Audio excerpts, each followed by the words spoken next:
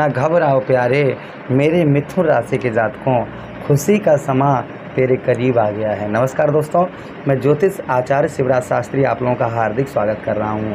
आज हम बात करने वाले हैं जनवरी, फरवरी, मार्च, अप्रैल, मई ये महीने और साथ में ये जून का महीना जो कष्टदायक समय था वो आपका निकल गया। लेकिन अच्छे समय की शुरुआत करें और जीवन में बदलाव की बात करें तो वह समय जो है 29 जून 2024 का होगा। 29 जून से लेकर और मित्रों 29 जून के बाद 139 दिन तक आपके लिए बड़ा ही उत्तम समय, अच्छा समय रहेगा। किन किन चीज़ों का बेहद आपको ध्यान रखना है और किन किन चीज़ों में आपको सफलता प्रदान होगी, आपके जीवन पर जो बदलाव देखे जाएंगे वह किस तरीके के देखे जाएंगे। बड़ा ही इंटरेस्टेड, बड़ा ही अच्छा प्रोग्राम होने जा रहा है, बहुत ध्यान से देखिएगा। चलिए प्रोग्राम को प्रारंभ करते हैं और समझने का प्रयास करते हैं। आज हम बात करने वाले हैं आपके भाग्येश की, अर्थात कर्म फलदाता कलयुग के न्यायाधीश शनिदेव महाराज की। शनिदेव महाराज आपके भाग्य स्थान पर बैठे हैं और यही आपके भाग्य के स्वामी भी हैं। वक्रीय अवस्था में हो रहे हैं। वक्रीय का मतलब होता है अपनी गति से कम गति में चलना। इनका प्रभाव जो है वह कम दिखाई देगा। किंतु एक चीज़ यहाँ पर क्लियर हम आपको बता दें, ये कलयुग चल रहा है। ऐसा शायद ही कोई व्यक्ति हो जिस पर कोई ना कोई गलती ना होती हो, और गलती की सज़ा कौन देने वाला है? शनिदेव महाराज देने वाले हैं। और वही जब गलती हमें सज़ा बराबर मिल रही है और हम आगे नहीं बढ़ पा रहे हैं, मानसिक तनाव, डिप्रेशन ये कहीं ना कहीं बना हुआ है, शनिदेव महाराज वक्रीय होंगे, हमारे गलत कार्यों का फल या हमारे गलत कर्मों का फल जो है कम हो जाएगा। इस जो वो फल कम हो जाएगा तो अपने आप, क्योंकि एक इस तरीके से आप अंदाज़ा लगाइए कि हमसे कोई पाप हो गया जिसकी हमें बराबर सज़ा मिल रही है और वो सज़ा एकदम से कम हो जाए, ना के बराबर हो जाए, तो हम आगे बढ़ पाएंगे? नहीं बढ़ पाएंगे, बिल्कुल बढ़ पाएंगे। तो यही हम आपको बताने वाले हैं वो कौन कौन सी चीज़ें होंगी जो आपके भाग्य स्थान पर आपके भाग्येश बैठे हुए वक्रीय अवस्था में देंगे। इसी बात की हम विशेष चर्चा करेंगे। चलिए प्रोग्राम को प्रारंभ करते हैं और समझने का प्रयास करते हैं। सबसे पहली चीज़, शनिदेव महाराज वक्रीय अवस्था में किसके नक्षत्र में हो रहे हैं मालूम है? बुध महाराज के नक्षत्र में। अर्थात हम बात करें तो बुध महाराज का जो नक्षत्र है वो कहीं ना कहीं मित्रों रेवती नक्षत्र है। रेवती नक्षत्र में इनका वक्रीय अवस्था में होना बड़ा ही उत्तम फलदायक, क्योंकि बुध महाराज आपके कौन बनते हैं? आपके लग्नेश बनते हैं। आपके लग्नेश के नक्षत्र में और आपके भाग्येश का प्रवेश होना है बड़ा ही उत्तम, बड़ा ही संयोग आप मानिएगा। चलिए अब हम समझने का प्रयास करते हैं कि नवम भाव में शनिदेव महाराज का प्रभाव आपके जीवन पर क्या देखा जाएगा। मित्रों, अगर आप अपनी कुंडली का विश्लेषण, एनालाइज विस्तार पूर्वक अच्छी तरीके से अनलिमिटेड समय के साथ करवाना चाहते हैं तो हमारे दिए गए नंबर पर आप संपर्क कर सकते हैं। गौ मैया की सेवा करना चाह रहे हैं तो हमारे दिए गए नंबर पर आप संपर्क करके गौ मैया की सेवा भी कर सकते हैं। चलिए प्रोग्राम को प्रारंभ करते हैं और समझने का प्रयास करते हैं। आपके भाग्येश नवम भाव पर आपको संत प्रवृत्ति का, यानी कि उत्तम बुद्धि वाला, अच्छी बुद्धि वाला, अच्छे कार्यों वाला, अच्छे कार्यों में मन लगाने वाला, ये आपको कहीं ना कहीं बनाएंगे। संत प्रवृत्ति ऐसी बुद्धि जो आपके कुकर्म, आपके गलत कार्यों की ओर बढ़ रही है, उस बुद्धि पर रोक लगाएंगे। अच्छे कार्यों की ओर, अच्छी दिशा की ओर आपको ले जाने का यहाँ पर शनिदेव महाराज का कार्य होगा, जो अच्छी दिशा में, उत्तम दिशा में आपको ले जाएंगे। उसी के साथ ही साथ में यहाँ पर एक चीज़ की समस्या थोड़ी सी देखने को मिलेगी। कौन सी समस्या? यह रहेगी कि भाइयों का सुख जो है वह आपको कम मिलेगा। भाइयों का जो सुख है वह कहीं ना कहीं आपको कम प्राप्त होगा, और ऐसा चल भी रहा होगा, भाइयों का आपको सुख नहीं प्राप्त हो पा रहा होगा।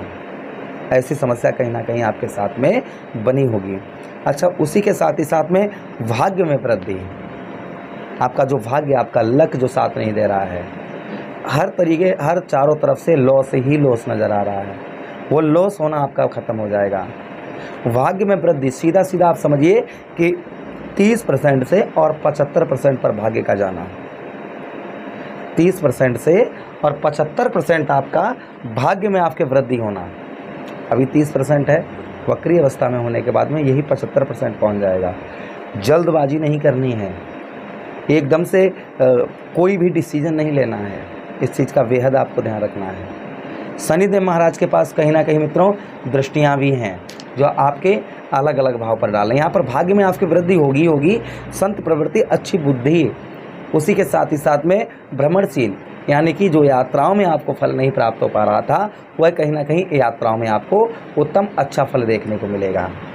शनिदेव महाराज की दृष्टि, पहली दृष्टि मंगल की राशि में अर्थात आपके 11th हाउस में। 11th हाउस में शनि का प्रभाव जानिए यहाँ पर आपको क्या मिलने वाला है। यहाँ पर आपके स्वास्थ्य में जो आपके हेल्थ इशू अर्थात आपका स्वास्थ्य खराब चल रहा था, वही कहीं ना कहीं स्वास्थ्य आपका उत्तम होगा, अच्छा होगा। बहुत दिनों से आप दवाइयाँ खा रहे हैं, बहुत दिनों से कोई लाभ नहीं हो रहा है, धन की बचत नहीं हो पा रही है, पर इतने प्रयास कर रहे हैं, धन की बचत नहीं हो पा रही, वह कहीं ना कहीं आपकी यहाँ पर होगी। उसी के साथ ही साथ में यानी कि माता से आपके अनबन हो सकती है, माता से अच्छे संबंध या माता का स्वास्थ्य या माता पिता के पेट संबंधी रोग, ये कहीं ना कहीं आपको परेशान कर सकते हैं। अपने खान पान पर पेट संबंधी भोजन का आपको विशेष ध्यान रखना है। जैसे आपको डायबिटीज़ है तो चीनी का कम उपयोग करिए, बार बार एसिडिटी होती है तो आप उसका कहने का मतलब हमारा ये की है कि आपको खान पान पर अपने ध्यान रखने की आवश्यकता रहेगी आगे चलकर जून के बाद में। अच्छा, उसी के साथ जो सफलता नहीं प्रदान हो रही है, जो आप बहुत प्रयास कर रहे हैं, जो सफलता नहीं मिल रही है या धन की बचत नहीं हो पा रही है, वह संभवतः ही धन की बचत भी होगी और कहीं ना कहीं आपको लाभ भी होगा। चलिए अगली दृष्टि की बात करते हैं शनिदेव महाराज की। अगली दृष्टि आपके कहाँ पर? तृतीय भाव पर। तृतीय भाव पर जो शनिदेव महाराज का प्रभाव आपके जीवन पर है वह क्या बना हुआ है, ध्यान से सुनिएगा। तृतीय भाव पर यहाँ पर बुद्धि, आपकी बुद्धि तो काम कर रही होगी, सोचते विचारते बहुत ज़्यादा होंगे, अच्छे बुद्धि अपनी सही लगाते होंगे, सफलता नहीं प्रदान हो पा रही थी, वह सफलता बुद्धि से आपको सफलता प्रदान अब होगी, इसमें कोई संदेह शंका नहीं है।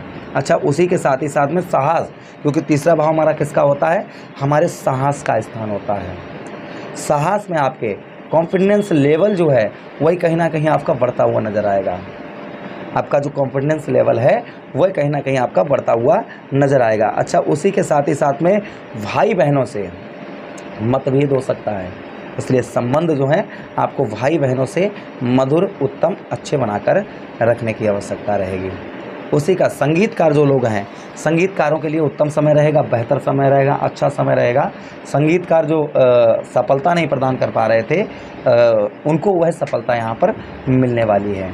अच्छा, उसी के साथ ही साथ में कंठस्वर वाणी, जो लोग टीचिंग का काम करते थे, स्पीच देने का काम करते थे, बोलने से धन का मतलब किसी को समझाना, उससे धन आपका पैदा, ऐसा टीचिंग हो गया, टीचर लाइन हो गई है ना, समझाते हैं, या कोई भी आपकी स्पीच देने की कार्य हो गए, उसमें आपको उत्तम अच्छी सफलता देखने को मिलेगी।